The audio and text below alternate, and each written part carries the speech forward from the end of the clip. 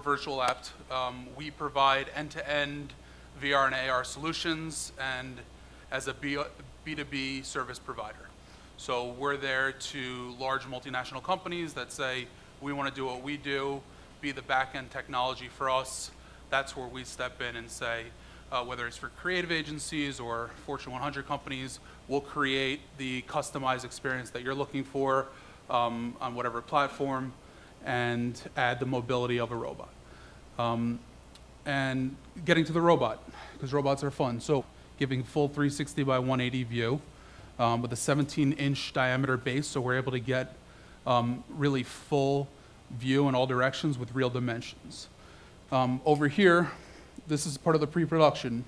So right now, I'm doing the light check. So I can see in real time what it will look like in this room. So if I'm going to film, it doesn't take me a long time to see, oh, I got to change the light over here, it's too bright over here. Right away, we're ready to go. We walk into a room, and we're able to map out up to 500,000 square feet within 30 seconds. So now we have a real map built out with near exact dimensions, and we can take a path autonomously drawn to follow us or work in multiple different ways to then be able to create this experience. And the experience can be used in so many different ways of real spaces.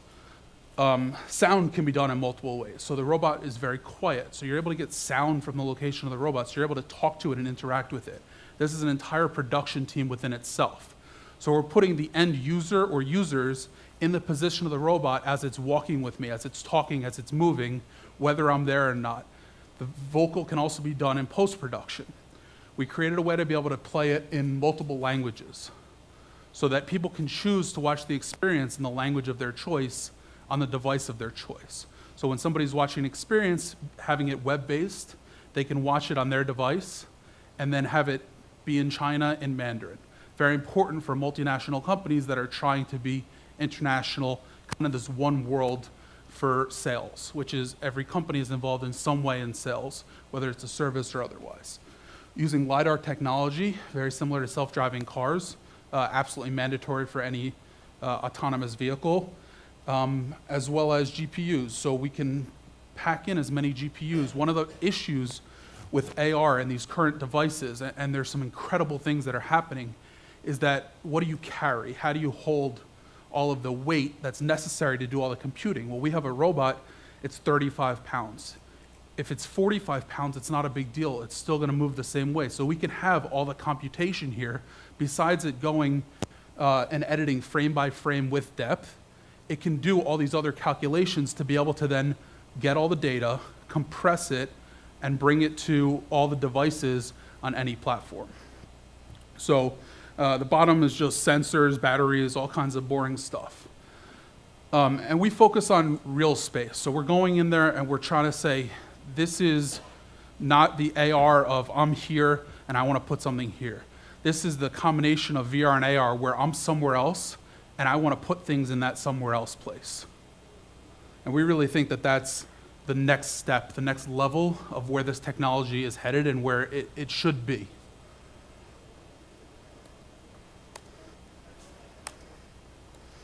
Slide.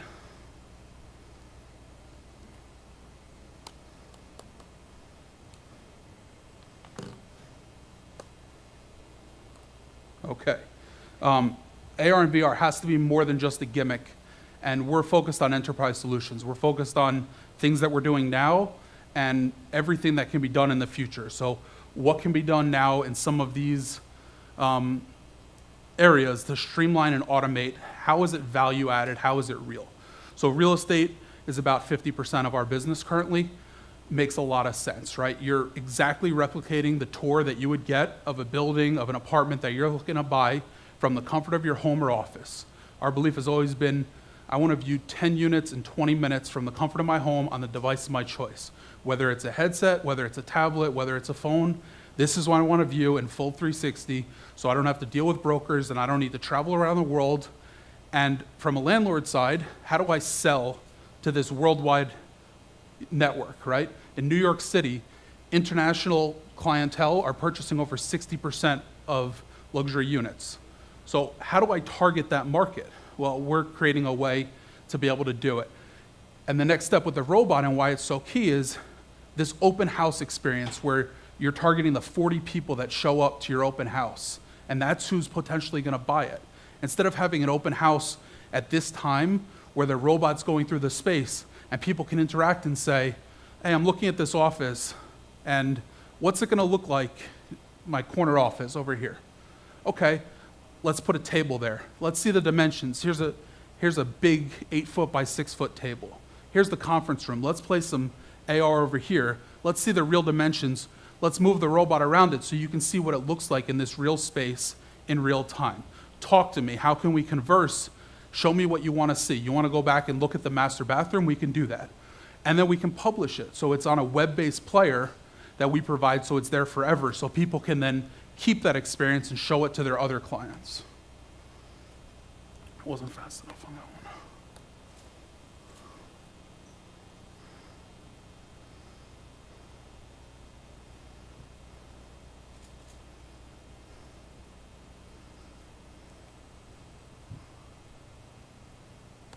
What else do we have? Retail. I'll show a retail example. That'll come up. Anyone know how to get this thing to go? What else? Education.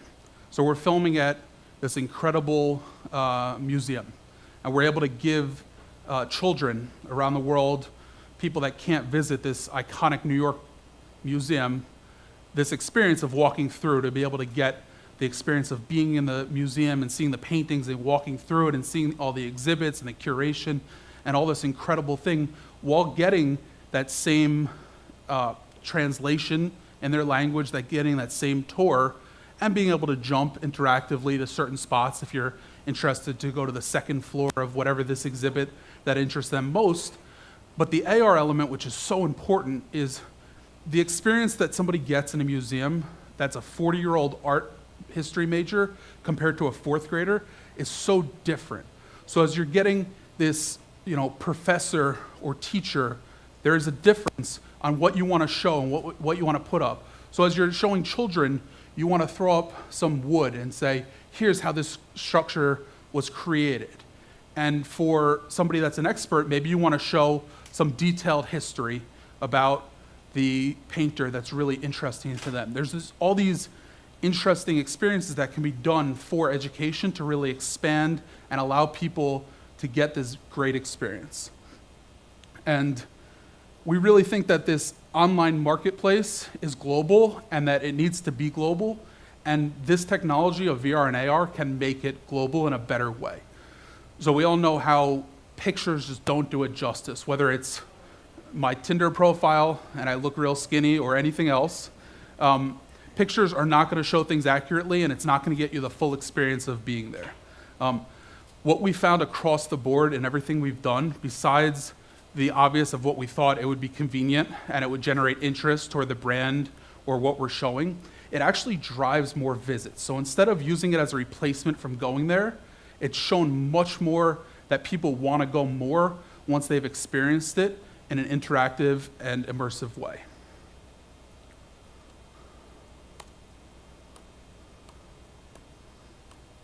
Man, I'm struggling with this thing.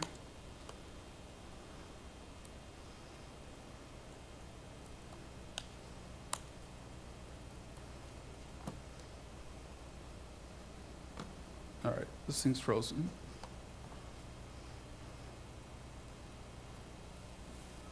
All right, so here's our limitations real quick. So we can get the compression down to where we can stream with 45 megabits per second, and we can play our video on a web-based device with 15 megabits per second quality.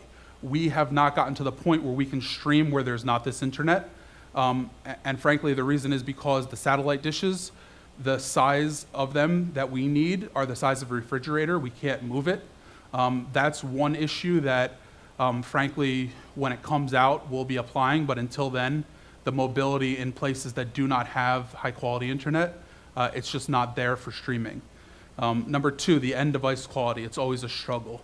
Our content works on the majority of devices within the last decade. It's not going to work on a 1999 laptop, and it's not going to work on a lot of poor quality devices. We're always trying to maximize the quality for every device. So we're able to film in much higher quality than any device currently can handle and downgrade it to the maximum that they can do. Similar compression to what Netflix is doing, but on a much smaller scale. They're able to go back and work on every device. We're kind of going for that top tier device where we know there's enough memory and bandwidth to be able to play the content that we want to show. And the other issue is, if we're going to have a robot, this full production team, and everyone's going to have their own, and we're going to switch from a service provider to selling these themes, which is, ideally the end goal. How do we make this the Tesla of robots? How do we make it simple and do it yourself? We have our scientists and engineers creating this, and the goal, once they've invented these things, is to then make it so simple that anyone can use it. It can't be an 8-hour tutorial to be able to do simple tours.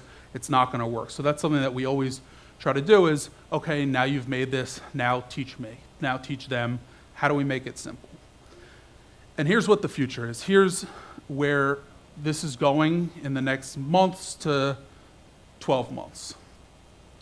It's interactive. So it's moving and it's going and it's throwing up AR in real spaces as you're conversing. It's adding things in production that are happening in real time. Conversing with it, moving, your movements, being able to control the AR movements and being able to control the movement of the robot. Going autonomously with you or following you in multiple different ways, it's going to move. The social element. We'll steal something that's what I would think is a great idea from Twitter, the check mark, right? I don't have a check mark. I'm sure many of you here do. Much more important than I am. But if I'm giving a tour of a museum and then I see somebody that's verified, that's a brilliant scientist or a brilliant painter, and they want to join in and help teach my class, or they want to help lead it, I can then see that either from a screen or from an AR element in my space, and then be able to say, okay, Neil deGrasse Tyson decided to join. Let's let him take over. Let's let him talk to everybody and lead this tour, right? So the social element of being able to interact with a person leads to things like business meetings. I mean, how much time do we spend traveling and going to see a factory and to go through industrial space? And you could just have a robot there to fully replace that necessity of being in this other space. Besides just the handshake, it can take care of all the other experience you want to have. And the other thing is product placement. So really, where's the monetization coming from? A lot of it is going to come from advertising. That's just a part of business. So as influencers and business are doing these videos, you want to be able to place ads. And you want to be able to place ads not while the video is going, but to have them pre-placed. So machine learning to understand where product placement is, to put a can of Coke in the video as you're walking by an experience, that's something that they will pay for depending on the number of views. So now you're able to get this, instead of just at the start of a video, you just get kind of this flat thing where you see an ad that companies aren't really willing to pay much for. And they're struggling because this online advertising, the cost is coming down so much that even with lots of visitors, they're not able to monetize properly. But with product placement, which can happen in AR, in a VR world, they're willing to pay a lot of money, as they've had so much success placing items in movies and placing products in different experiences and not making it obvious. So I'll kind of show a couple examples of how these look. I want to show this one. All right, we'll show this one first. So this is something we call a permanent pop-up. So it's a retail experience and an entertainment experience all in one. Do we have any volume on here?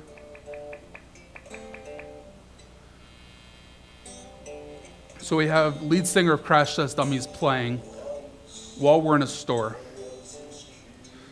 And in the store, we have a shop menu. We can go shopping while we're in the store. While we're hearing this cool experience, while we're looking around, I say, okay, brass and copper. I'm actually looking for a gift. Yeah. That's going to be the last sound, I promise. I'll mute her. So now she's giving a selling experience, and she's talking about the product. And, okay, I want to zoom in. I want to see what this product is. This looks kind of cool. How much is it? Simple brass or copper candlesticks, $58. Okay, it's interesting. now we created this experience, and we have this permanent pop-up, this store that lives on the web. But now the problem is, what happens when we change prices? What happens when I want to adjust my pricing or do a sale or anything like that? I have this pre-produced video that we spent lots of money on, we paid you a fortune, and now my item that's $58, but we can change it in real time. So as soon as they can change it on their API, on their site, it instantly changes here, so now you have this ever-living experience that can then continue on.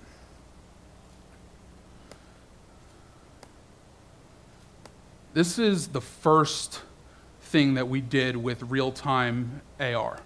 And basically we realized that from the robot location, while looking around, we were able to get the exact movement. So I had Mark Lazary on stage with me, and we realized it was exact mapping his real movements. So we had a model there.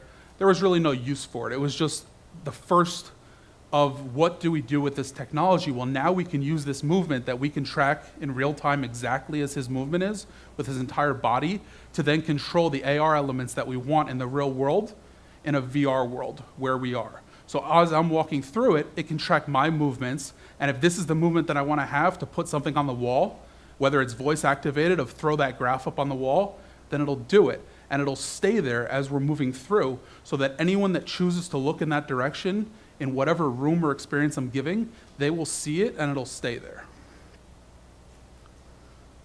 And lastly will be just a cool, fun thing of as you're moving and as you're doing product recognition, how it'll stay. So you have Coke, it reads it, Coke sponsored, great drink, great choice.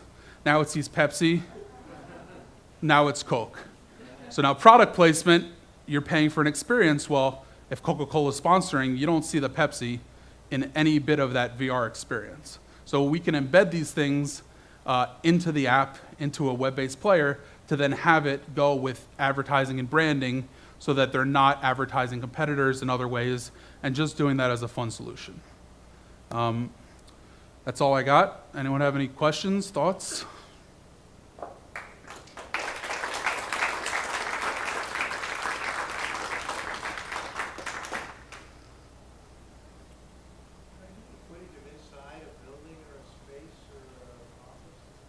Yeah. Commercial or residential?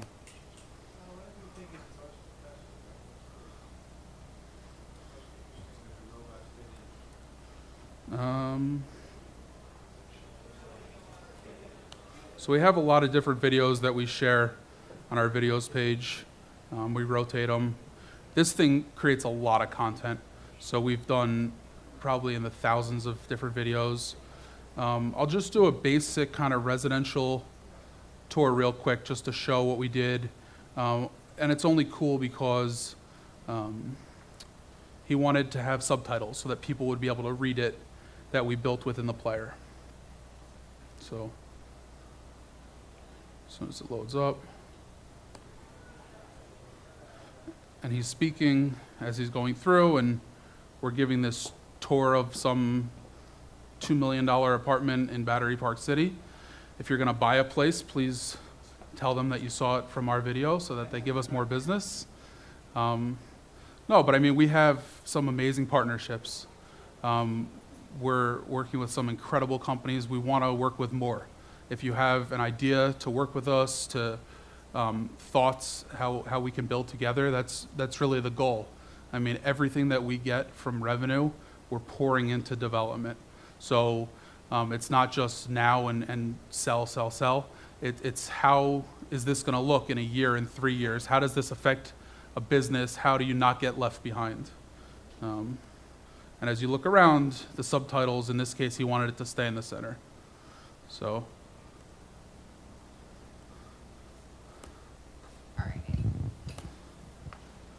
Thank you.